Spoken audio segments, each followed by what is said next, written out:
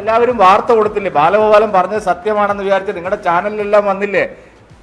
GST കുടിശ്ശിക സംസ്ഥാനത്തിന് 20,000 കോടി കിട്ടാനുണ്ട്. ഗോവിന്ദൻ ജാഥയിലുടനീളം പ്രസംഗിക്കുന്നത് 40,000 കോടി കേന്ദ്രം തരാനുണ്ട്. എന്ത് കൊട്ടക്കണക്കാണ് ഈ പറയുന്നത്? ഇതെന്താ വെള്ളരിക്കപ്പെട്ടനാണ്? നിങ്ങൾക്ക് ഏത് വകുപ്പിലാണ് 40,000 കോടി കിട്ടാനുള്ളത്?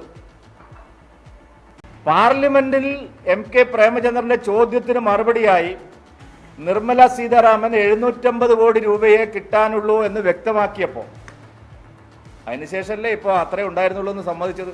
ഇത്രയും കാലം ജനങ്ങളെ കബളിപ്പിക്കുകയായിരുന്നില്ലേ CPM-ഉം ധനകാര്യമന്ത്രിയും? അധിക നികുതി ഭാരം അടിച്ചേൽപ്പിക്കാൻ, പാവങ്ങളുടെ മേൽ സെസ് വർദ്ധിപ്പിക്കാൻ അവർ കേന്ദ്രത്തെയാണ് കുറ്റം പറഞ്ഞുകൊണ്ടിരുന്നത്. അത് നടപ്പില്ല ഗോവിന്ദ. ഞങ്ങൾ വിശദമായിട്ട് ഈ കാര്യത്തെ സംബന്ധിച്ച് ജനങ്ങളെ ബോധ്യപ്പെടുത്താൻ എന്താണ് കേന്ദ്രം കേരളത്തിന് നൽകുന്നത്. ഒരു കള്ളം കൂടി പൊളിഞ്ഞല്ലോ, ഇവിടെ ക്യാപ്സൂള് ഭയങ്കരമായിട്ട് ഇറങ്ങിയല്ലോ.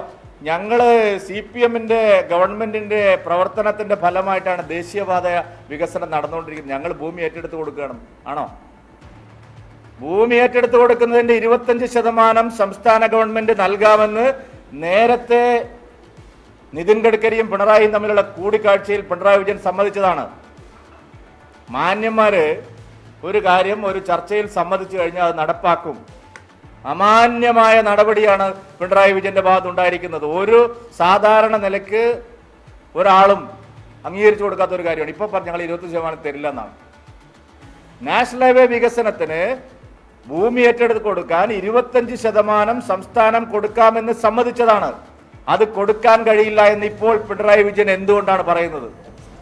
മറ്റ് സംസ്ഥാനങ്ങളെ അപേക്ഷിച്ച് വളരെ ഭീമമായിട്ടുള്ള BJP സംസ്ഥാന അധ്യക്ഷൻ രൂക്ഷമായ വിമർശനമാണ് ഉന്നയിക്കുന്നത്. GST കുടിശ്ശിക വലിയ തോതിൽ ഉണ്ടായിരുന്നുവെന്ന തെറ്റായ വിവരമാണ് സംസ്ഥാന ധനമന്ത്രി നൽകിയത്. അത് മാധ്യമങ്ങളെല്ലാം പ്രസിദ്ധീകരിച്ചു എന്ന വിമർശനമാണ് സുരേന്ദ്രൻ ഉന്നയിക്കുന്നത്. എന്നാൽ 750 കോടി കൊടുക്കാനുള്ളൂവെന്നും അത് ഉടൻ കൊടുക്കുമെന്ന കേന്ദ്ര ധനമന്ത്രിയുടെ പ്രസ്താവന വന്നതോടുകൂടി കാര്യങ്ങൾ വ്യക്തമായി എന്ന് കെ സുരേന്ദ്രൻ പറയുന്നു. വാർത്തകൾ തുടരുന്നുണ്ട്, പക്ഷേ ഒരു ഇടവേളയ്ക്ക് ശേഷം.